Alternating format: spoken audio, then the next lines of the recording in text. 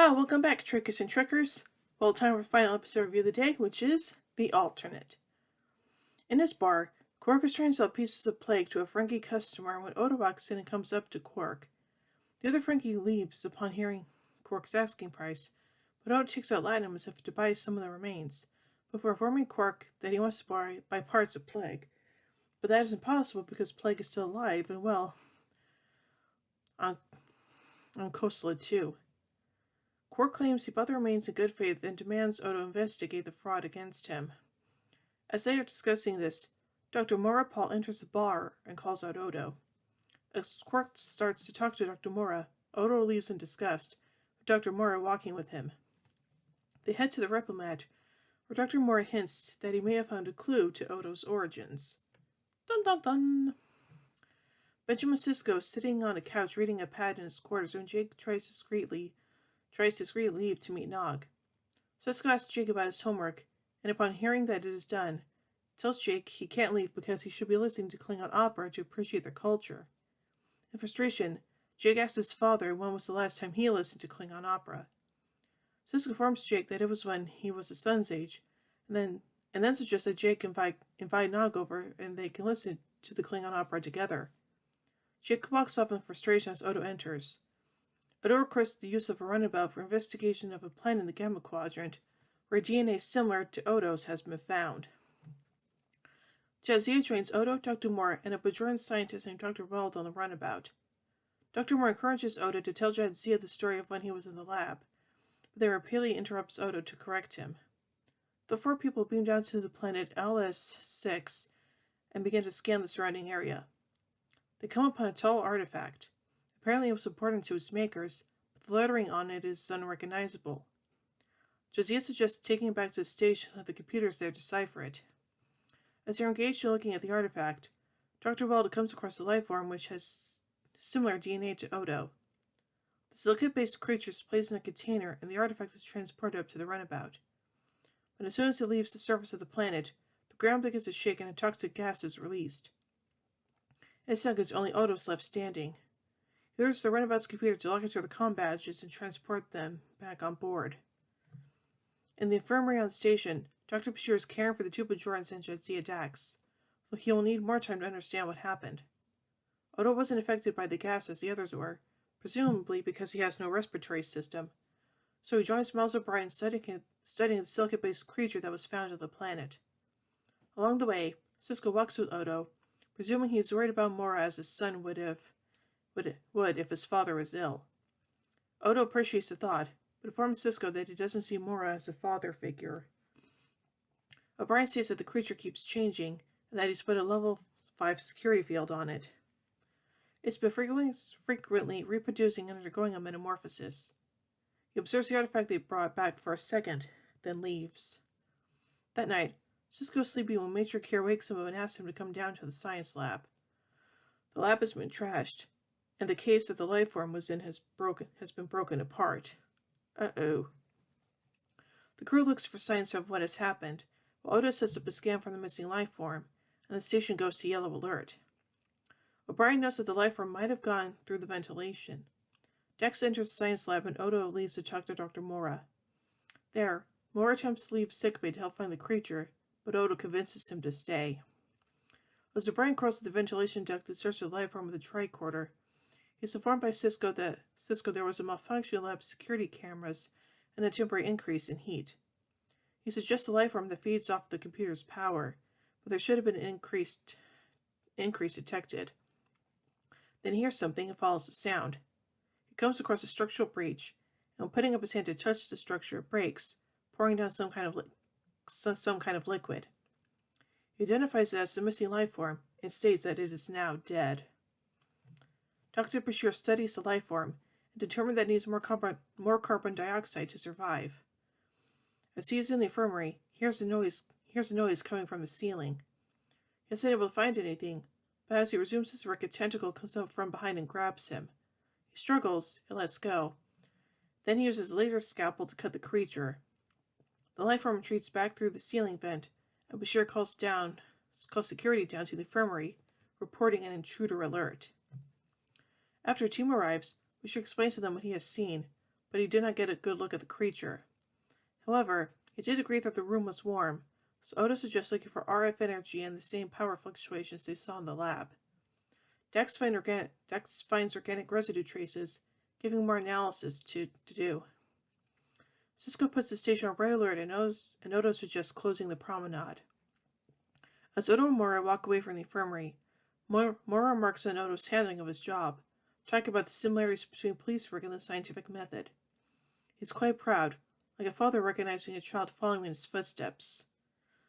Odo says he was just doing his job, but also that he hadn't thought of his approach to his work like that.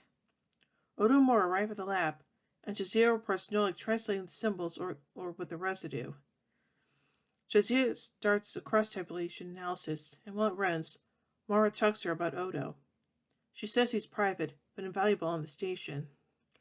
Mora clearly regrets the bad partying they had previously, and explains that Odo is integrating into society. The analysis is complete, and they found that the life form found on the planet and the one that attacked Dr. Bashir in the infirmary don't have enough similarities to be the same life form. Dr. Mora has her run a lengthy analysis on the new sample, but he already knows what it is. Mora goes to Odo's office to tell him he recognized the organic sample as being from Odo himself. Dun dun dun. Dr. Mora confronts Odo with the likelihood that it was Odo himself, during his regeneration period, who trashed the science lab and attacked Dr. Bashir. Odo proposes that the gas from the planet they were on affected him somehow, but Dr. Mora suggests Odo may have been responsible for unsolved crimes in the past. He then says that now they know the truth, none of the station staff will trust Odo, and advises Odo to return to the scientific center with him, stating he has experience with Odo. Odo refuses, saying he doesn't trust Mora, which Mora resents. As they're arguing, Odo hits the security panel and starts to change to something else. Dr. Mora flees from security. Dr. Mora arrives at Ops as the station crew attempt to find out why the power and security has just failed. He explains that Odo is the creature, and that its metamorphosis for a reaction to the gas that was encountered on the planet. Dr. Mora volunteers to be the bait to attract the creature that was Odo into a trap. Mora waits on the promenade, along with Sisko, Kira, Bashir, and the station's security personnel. The creature comes out and into the force field waiting for it. Dr. Mora watches in distress as the creature slams itself into the force field again and again, rousing then how Odo must have felt during his time at the center, a prisoner. Sisko apparently has the same reaction or as the force field dropped. The creature then morphs back into Odo and falls to the ground. Mora rushes over to him. Later in the infirmary, Odo is back to normal again, and Bashir informs him that the gas has been purged from his system with help from Dr. Mora. Odo apologizes to Dr. Mora for attacking him, and Mora apologizes for not seeing sooner how Odo felt about their early days together. Mora says he'd like to be a small part of Odo's life on the station and visit occasionally, and Odo accepts. Aw, that's nice.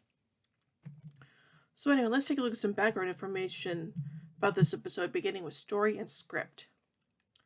The idea for this episode came from Jim Trombetta when he realized that if a shapeshifter was suffering from multiple personality disorder, quote, not only would he go around exhibiting different personalities, but different bodies. Maurepas was originally to be played by Rene Auberjonois himself, much as Data's creator Nooning's song was played by Brent Spiner, and as the Doctor's creator, Louis Zimmerman, would later be played by Robert Picardo. But this play was scrapped when I realized how much time it would take each day to get Auberjonois out of one makeup and into another.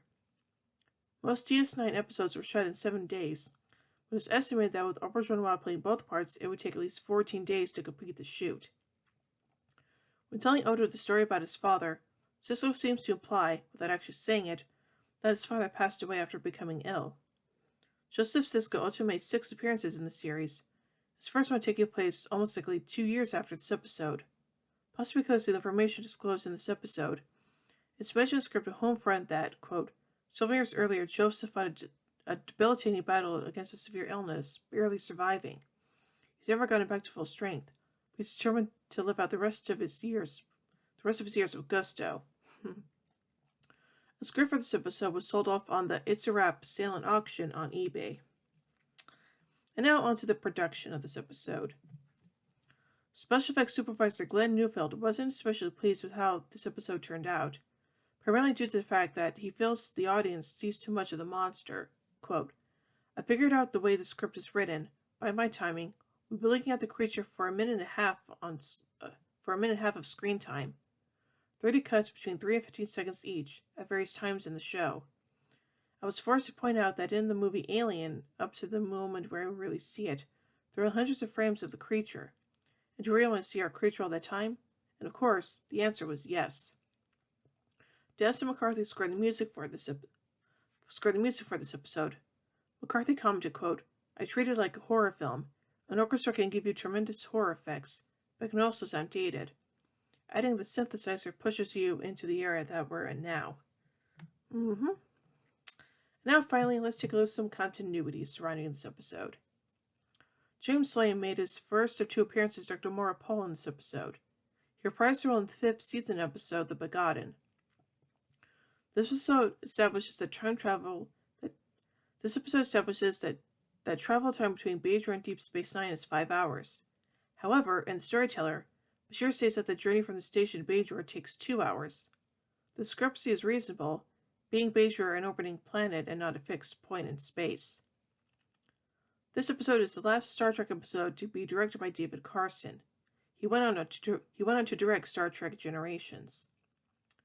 The appearance of Dr. Maura in this episode justified the claim Odo made in The Forsaken when he told Alexander Troy that he modeled his hairstyle after his mentor. It seems that Dr. Maura was correct to identify the monolith as a relic of Odo's people, as an almost identical monolith can clearly be seen on the Founder's planet in the episode The Search, Part 2. So overall, I think it's a pretty darn good episode, and I like the fact that this episode tried to give us a little bit more background into Odo's backstory and stuff like that. So, yeah. So overall, I give the episode The Alternate 4 warp cores out of 5. Well, anyway, tune in tomorrow as we take a look at the next episode, Armageddon Game. So until then, once again, happy Star Trek Day, everyone. And also, live long and prosper, everybody.